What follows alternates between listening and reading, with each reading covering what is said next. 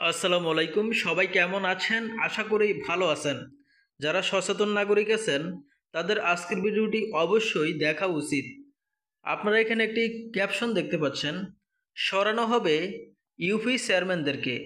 বেশিরভাগ চেয়ারম্যান পলাতক, সেবা থেকে বঞ্চিত সাধারণ মানুষ। এই নিউজটি করেছে সমকাল পত্রিকা। তারা আজকে এই নিউজটি করেছে যে সরানো হবে ইউপি চেয়ারম্যানদেরকে। আর বেশিরভাগ চেয়ারম্যান কি আছে, পলাতক আছে, সেবা থেকে অনেক মানুষ বঞ্চিত আছে। তো কোন কোন চেয়ারম্যানদেরকে সরানো হবে এবং কারা কারা পলাতক আছে আপনারা আজকের ভিডিওতে জানতে পারবেন। তো চ্যানেলটি অবশ্যই সাবস্ক্রাইব করে রাখুন। তো আমি একটু বিস্তারিত বলি, তাহলে ব্যাপারটি আপনারা ক্লিয়ার হয়ে যাবেন। ইউনিয়ন পরিষদ চেয়ারম্যানদেরকে সরিয়ে দেওয়ার প্রক্রিয়া চলছে। গতই 5 আগস্ট শেখ হাসিনা প্রধানমন্ত্রীত্বে দেশ থেকে পালানোর পর 4,500 ইউনিয়ন চেয়ারম্যানের মধ্যে বেশিরভাগই এলাকা ছেড়ে আত্মগোপনে চলে যান।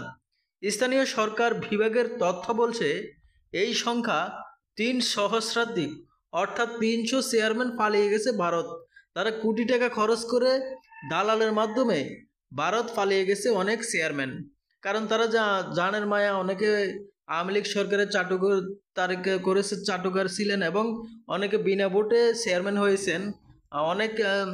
অনেকে চেয়ারম্যান হয়েছেন, সেখানে কোনো ভোট হয়নি, বিনা ভোটে চেয়ারম্যান হয়েছেন এবং তারা সরকারের পক্ষে কাজ করেছেন, জনগণের বিরুদ্ধে কাজ করছেন।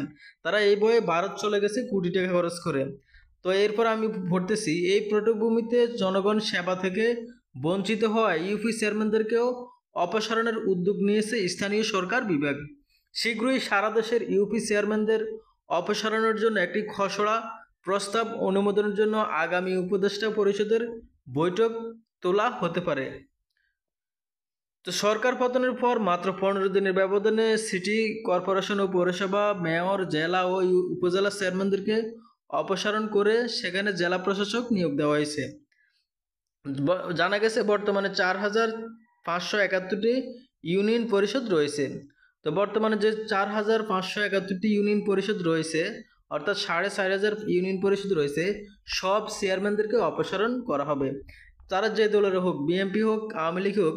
আপনারা জানেন যে বেশিরভাগই আওয়ামী লীগ, 95%ই আওয়ামী লীগ ইউনিয়ন পরিষদের চেয়ারম্যান আওয়ামী লীগের পক্ষ থেকে দেওয়া হয়েছে, বিনা ভোটে তাদেরকে নির্বাচিত করা হয়েছে।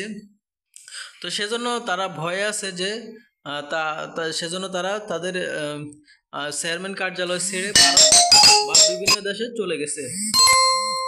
তো এই ছিল আজকের ভিডিও। পরবর্তী আপডেট পাওয়ার জন্য আমার চ্যানেলটি সাবস্ক্রাইব করে রাখুন।